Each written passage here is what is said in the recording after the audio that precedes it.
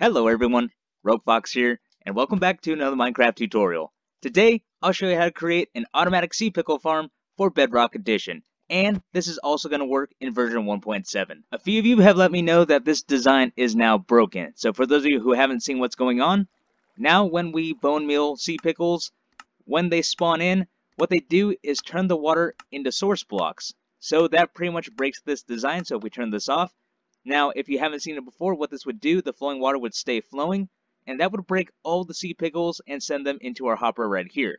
But as you can tell, that is not the case, so that is why we have today's new design.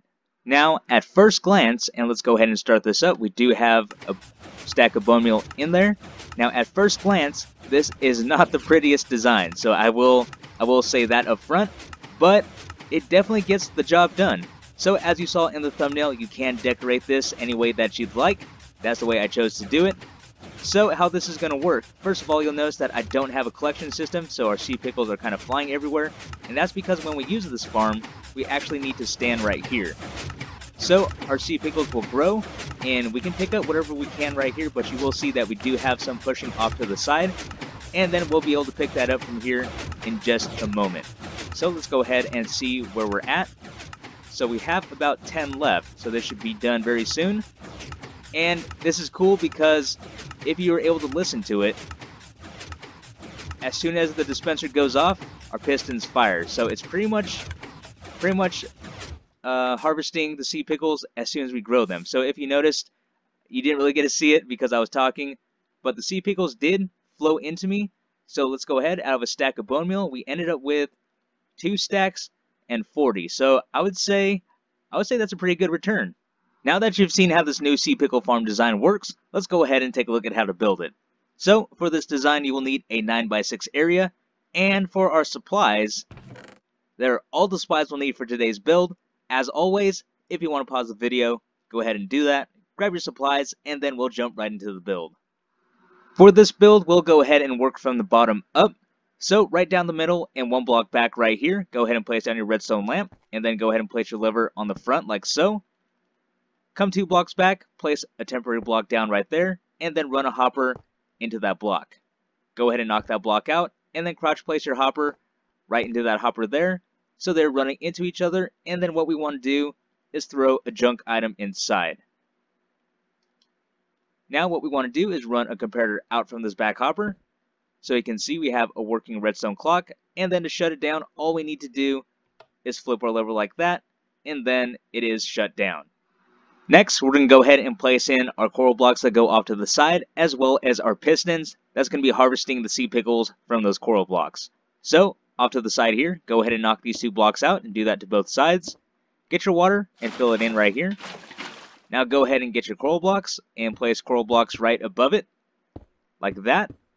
And I don't know if this is old news, this is definitely news to me, but we can place coral blocks above our water source, and then they're not going to dry out. So we can go ahead and throw that one down right there, and that will most likely dry out within a second. Yep, just like that.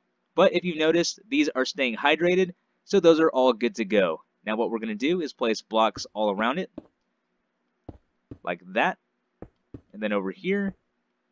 And then on these blocks right here, go ahead and grab your pistons, and then place them facing in this direction.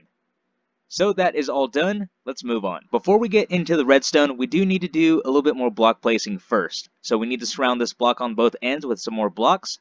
So on the back side, come 2 blocks up like that, 2 blocks up on the side, a block on the front, a block on the front here, 2 blocks up here, and then 2 more blocks up right back there. Now we can go ahead and grab our glass and place that in right there.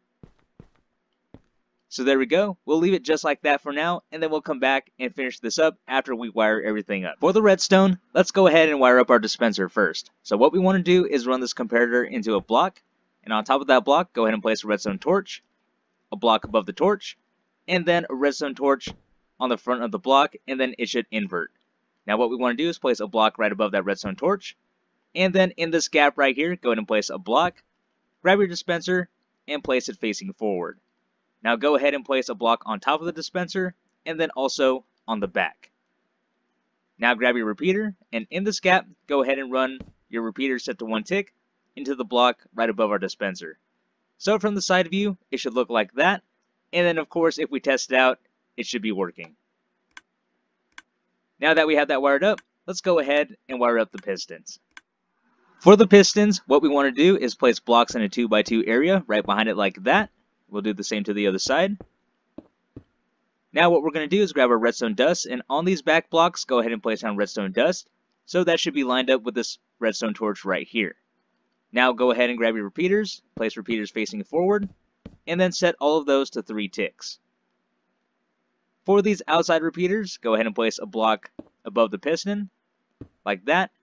And then on these inside pistons, go ahead and place redstone dust down, just like that. Now, I know this may look a little funny, but there is very good reason why I did everything the way I did.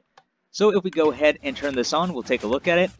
So the reason why we don't have blocks above this piston here is because that repeater would power the block above this piston, and then that would also power that dispenser, throwing off the timings. And then the reason why we have our repeater up here above the dispenser is because if we had it running directly into the dispenser, it would be powering the redstone above these pistons here.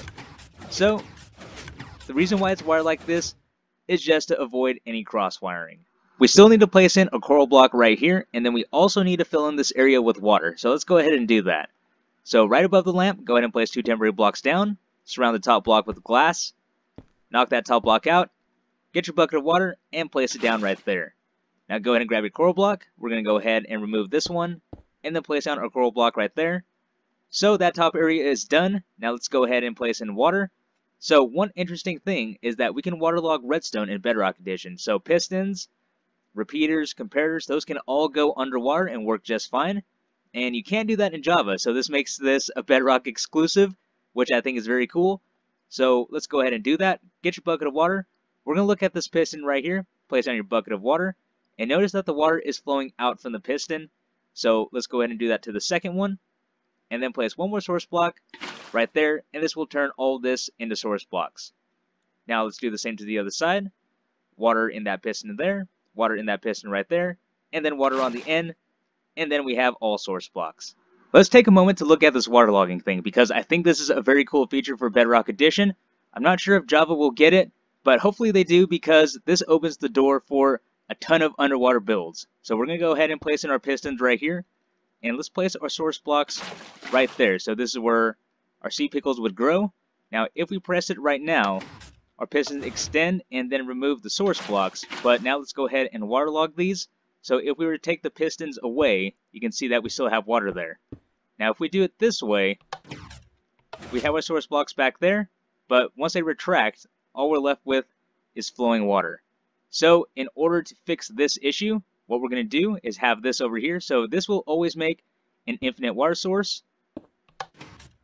like that. But as you saw, when we add this in, it completely messes things up. So what we need to do is add this extra water source, and that's what we have in the build.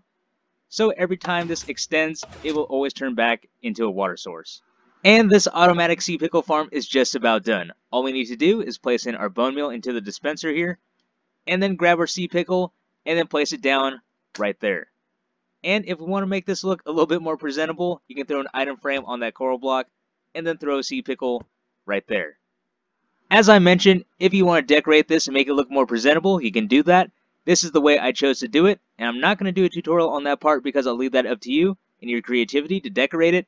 But let's go ahead and test this out. So like I said, we want to stand in this gap right here. We're going to flip our lever. And we do have a stack of bone meal inside, so we're going to go ahead and let that run. And I'll probably cut it short because you already saw how much we get from a stack, and sea pickles will go flying out like that. So that is probably a downside to this farm. Not much we can do about it. So let's pick that up real quick. And I'm going to go ahead and cut it short. Now you didn't get to see this earlier, I don't think, because I was too busy talking. But we do have the sea pickles that are just kind of hanging out off to the side. But when we turn this off, it flows right into us, and then we've collected everything.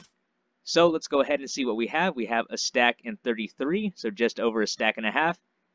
And in here we are just under half a stack of bone meal. And I just couldn't help myself. I had to finish off the stack to see what we actually got out of it.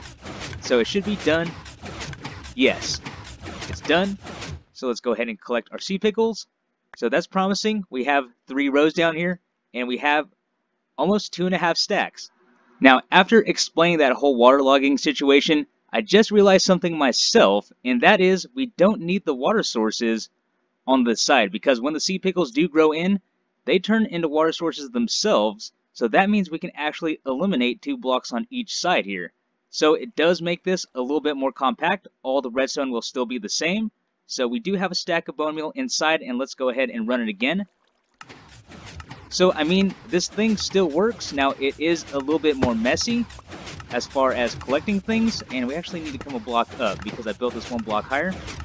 So, yeah, I don't think we're going to have that flow coming in. You can see these are just hanging out on top, so it may be a little bit more messy to pick up, but it is still working. So, I mean, this is definitely a way to go if you want to make this a little bit more compact. And yeah, but for now, we are going to stick with this for the original design and for the base of this tutorial. But I guess this would be design number 2 or design B. So there we go. Yeah, that works as well. And there you have it, everyone. An automatic sea pickle farm for Bedrock Edition that will work in version 1.7. This is the end of our tutorial. I really hope you guys enjoyed. This has been Rogue Fox, and I'm out. I'll see you later.